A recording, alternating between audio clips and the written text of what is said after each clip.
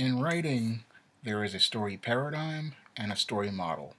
Now, some writers like myself do use these terms interchangeably, but they are actually two different things.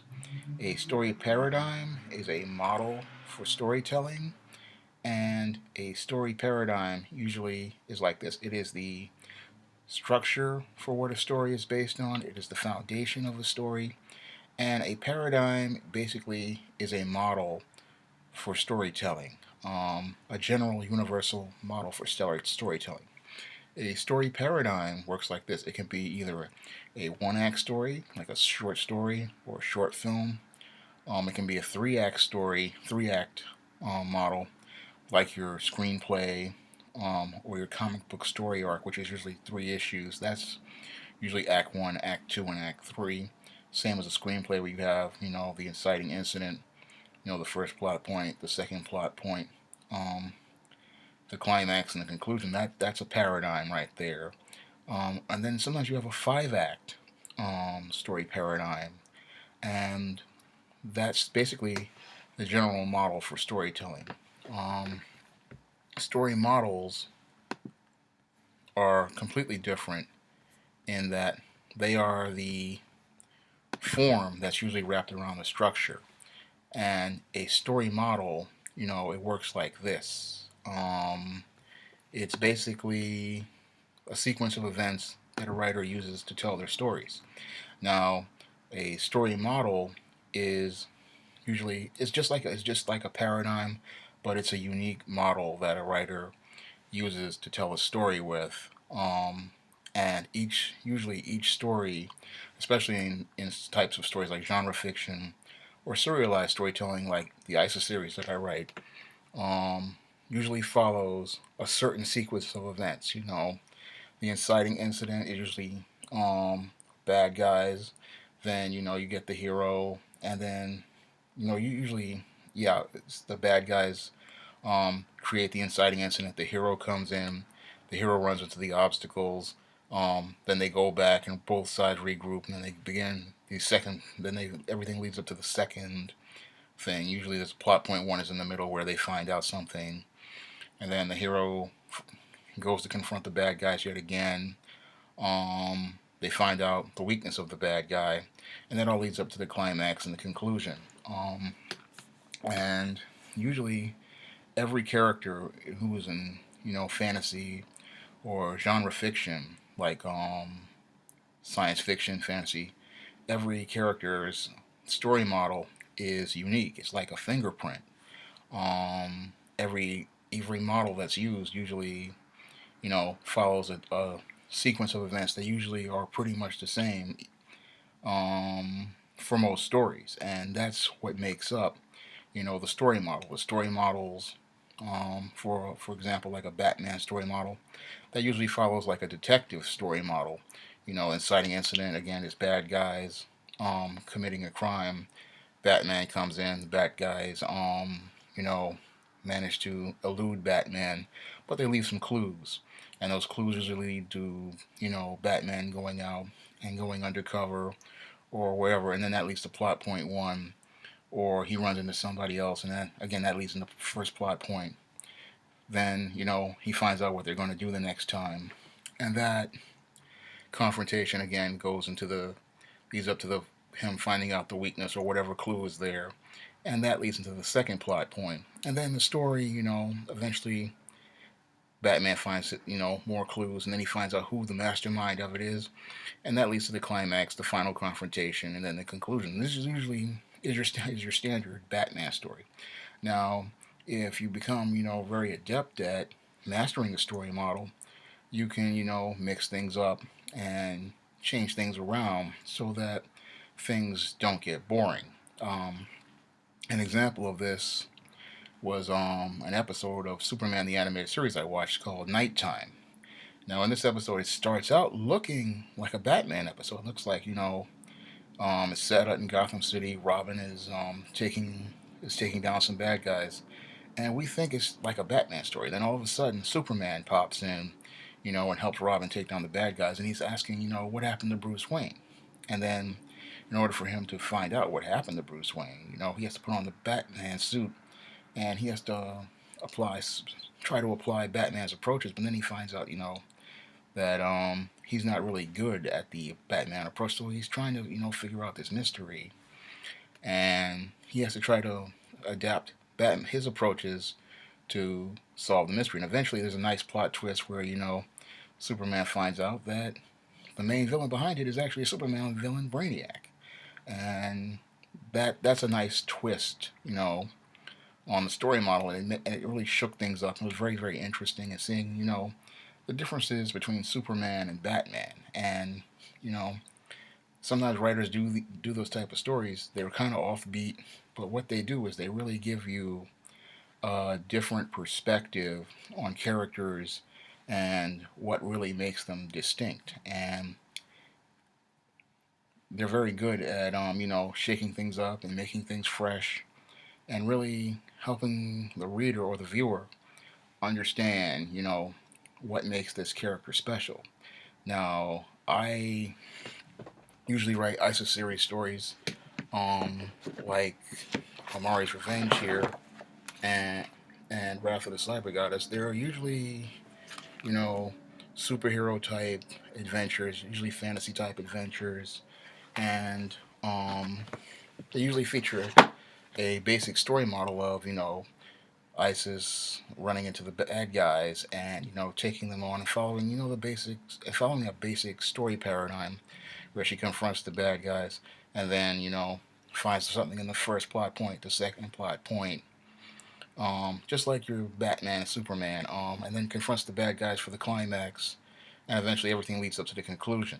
And sometimes I want to make things um, fresh and give readers a different perspective on the character. So I would, move them into a different story model. And I did that with this book, Isis All About the Goddess. I changed the story model completely and decided to show the character in a different perspective. Now, in this story, Isis has to go to this college, the next school, to solve the case of this former child star, Marilyn Marie, who has been being stalked and harassed on campus, and in order to do that, she has to go undercover as an art model. And the reason why I did that story was, one, I wanted to put the character in a mystery type story, and that was a real challenge because in a mystery type story, the character couldn't use her superpowers like her super strength or her flight or invulnerability, to take down the villain. She had to use her brain, and two, um, she had to. It was it was a way of taking her out of her world and showing how she can work in a different world. And three, it was a way of showing my concept of the goddess next door, in that she was showing her as a friend who would put herself so far on the line that she would actually, strip down and be an art model, because art models are usually nude when they're doing their work, and go that far to protect someone from being harmed. And that was a way of giving readers a different perspective on the character and showing how far she'll go to protect others and help others. And it really was a different type of story. That was a challenge to write because usually the ISIS stories, like Wrath of the Cyber Goddess and Amari's Revenge, usually follow again an action adventure paradigm, and usually it's fast paced, punches, stuff blowing up, people being thrown around.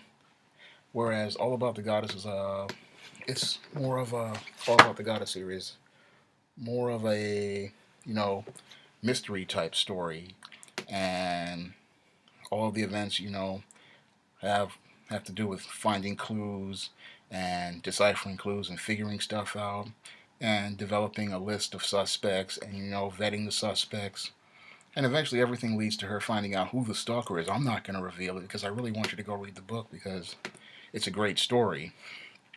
But the whole story of All About the Goddess was again a great way to show the readers how ISIS's heroism can be presented in a different perspective and show her in a different perspective. Because when you're doing stuff with story models, writing the same story over and over can get real monotonous.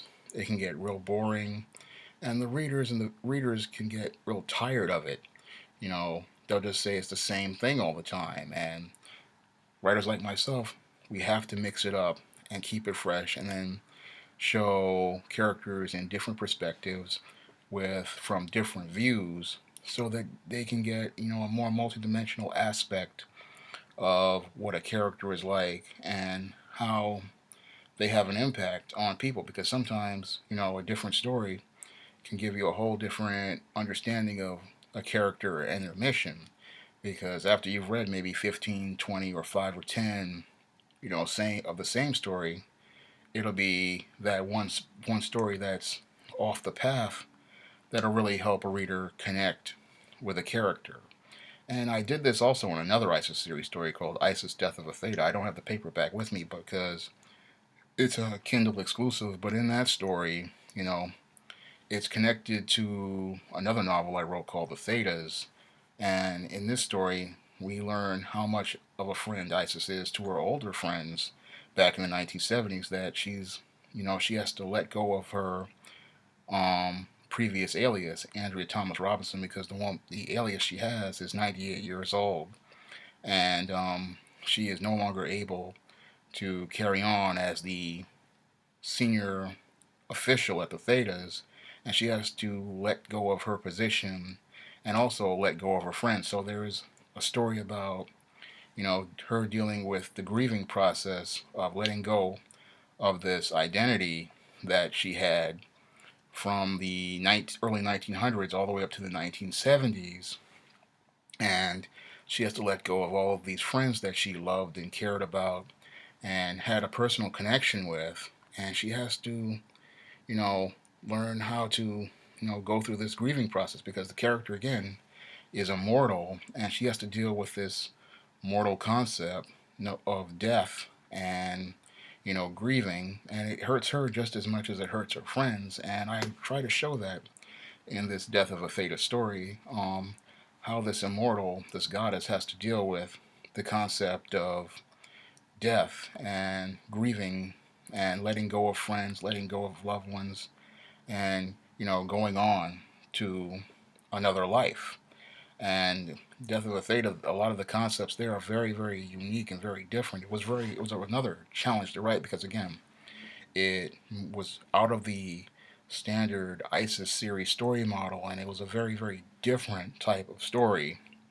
I got a lot of inspiration from that story from a Superman the Animated Series episode called The Late Mr. Kent, where Clark Kent had to fake his death, and he had to deal with the whole idea of the Clark Kent identity not being there, and he had to deal with this Clark Kent identity being dead, and it was a real wake up call for him. And that was another very, very unique episode that really flipped story paradigms. I get a lot of influence from Batman animated and Superman animated, because there's a lot of very good stories on those shows. So it's very, very unique and very different perspectives and different takes um, on things on both of those series, because they really showed superheroes. Again, some of the episodes showed superheroes from a different perspective, and a lot of people really don't appreciate Superman the Animated Series, but from a storytelling perspective, they told some really great stories with Superman on there, like The Late Mr. Kent and Nighttime. Just two very great episodes. I really urge you to go out and watch them. But what was I saying? The Late Mr. Kent was really a big inspiration for Isis Death of the Theta, and it really, helped me gain an understanding of what I wanted to do with the story. Again, dealing with the whole death of a secret identity, because a secret identity is just as much a person to the hero as they are to the people around them. And that was another thing I wanted to explore in Death of a Theta. How this secret identity was very much a person to Isis as it was to her friends like Edna Flowers and Alma Travis, and even, to Millicent Anderson, who was Colleen's mother in the Thetas. And that was the whole point, was, showing, how all of these events led up to the future of the Thetas that was another point of it, and really connecting everything so that readers could understand the past history I mentioned of Thetas and how these were real people and how these were real events that were connected with it. And the whole thing was, again, to give people a different perspective, just like I did with All About the Goddess, where I was trying to show, readers how Isis was that much of a friend that she would pose nude in an art studio just to protect an innocent person from a stalker. And again, another offbeat story that really gave readers insight into the character, gave insight, into the character's mission, and really gave readers a different perspective of the character that gave them a broader understanding of the character, their mission, and what they were about.